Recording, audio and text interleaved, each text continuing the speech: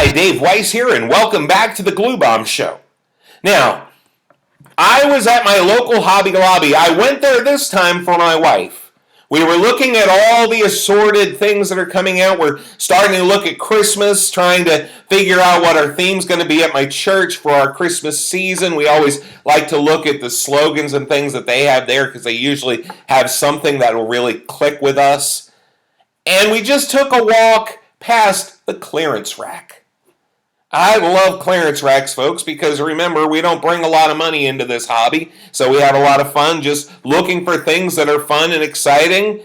And we were going through, and I have to admit, I don't build a lot of planes, but when I saw this, I couldn't resist. This is the F-111 Aardvark. It is by Minicraft. It is 1/44 scale, which means it's tiny. But the regular price on it is $14.99. It was marked down to $3.74.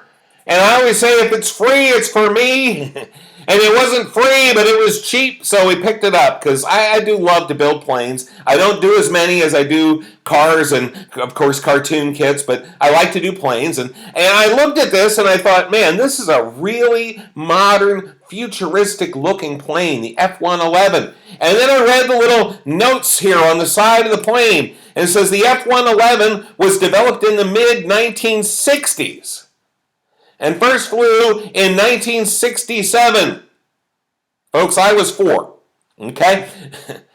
The aircraft featured many technological innovations, including variable wing geometry, terrain following radar, and afterburning engines.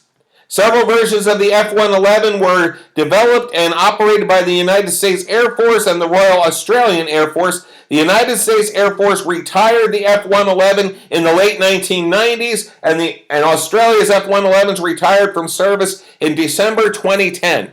So, another kit. Looks like it's going to be fun. Let's take a quick look inside, okay?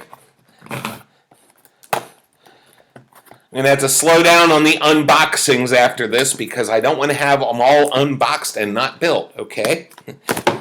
And I try to do pretty well with that, and I think I do. But again, they know I'm unboxing, so the plastic wrap is made of titanium. I have only built one Minicraft kit, and I like Minicraft for the record. It was a really nice kit, the last one I built. It was a P-51. And it was very similar in size, I think. So, it was tiny as well. But, again, a really fun kit. We look at this. Oh, look at this. There's a transparent base. In other words, I can set this puppy up to look like it's flying. And I like that idea, and I may just do that. And then we have, there's the cockpit. So you can see, once again, very small.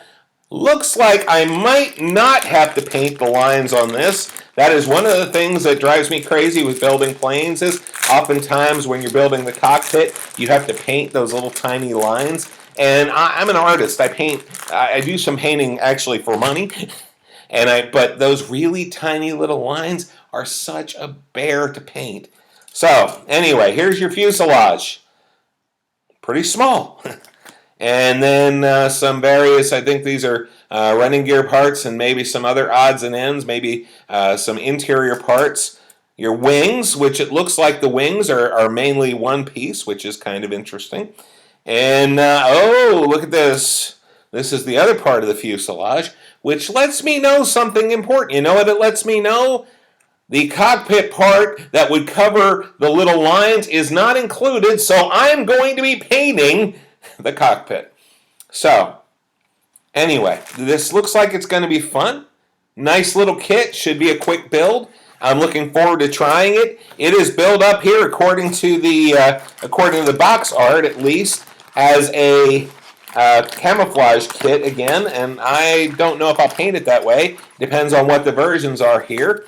Here we have our instructions. Oh, look at that. Very nice diagram for painting the camo. Should I choose to paint the camo, I can see exactly how to paint it. Notice also the variable wing positions here. You can either paint it with the wings out or fold it in as they are up here. One day I'm going to learn how to point at these things while looking at myself in the camera, okay? Anyway, sorry, that's just a little side note from me. Oh, and there's a second one, a second paint diagram, and guess what? Both camouflage. So, we will be camouflaging again, and I'm going to look for a few other ways to do that. The other instructions here look pretty simple. It doesn't look like it's going to be a tough build. There are not a lot of pieces, but I'm looking forward to seeing how this goes together. Again, $3.74. And my big tip here, aside from the idea that planes can be fun to build, is this. Look at the clearance racks, because sometimes you can find really fun kits, really cool kits, fairly inexpensively. So, that's what I have for you today. Have a great day, and remember, model building is supposed to be fun. So have fun. Take care. Bye-bye.